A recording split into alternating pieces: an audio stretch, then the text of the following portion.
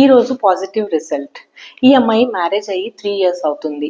తన స్కాన్ అంతా నార్మల్ గా ఉంది, హార్మోన్స్ నార్మల్ గా ఉన్నాయి, పీరియడ్స్ రెగ్యులర్ గా వస్తున్నాయి, హస్బెండ్ సెమెన్ బాగుంది, 60 మిలియన్ ఉంది, ట్యూబ్స్ 2 పేటెంట్ గా ఉన్నాయి. అయినా కానీ తను ట్రై చేసినా ప్రెగ్నెన్సీ రావట్లేదు. అన్ని బాగున్న తర్వాత కూడా ప్రెగ్నెన్సీ రాకపోతే మనం దాన్ని అన్ఎక్స్ప్లెయిన్ ఇన్ఫర్టిలిటీ అంటాము.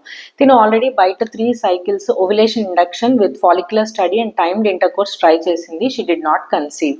నా దగ్గరికి వచ్చిన తర్వాత నేను 2 cycles ట్రై చేశాను. మంచి ఎగ్, మంచి ఎండోమెట్రియం, హస్బెండ్ సెమెన్ బాగుంది, అయినా కానీ కన్సీవ్ అవ్వలేదు.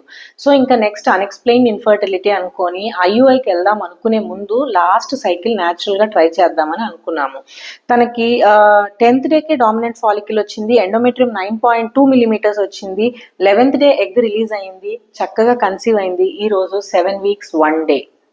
సో అన్ఎక్స్ప్లెయిన్ ఇన్ఫర్టిలిటీ లేదా ఏ కారణాలు ఏమీ లేవు, అంతా బాగుంది అని అనుకున్నప్పుడు కొద్దిగా ఓపిక్గా ట్రై చేస్తే న్యాచురల్ గానే కన్సీవ్ అవుతారు.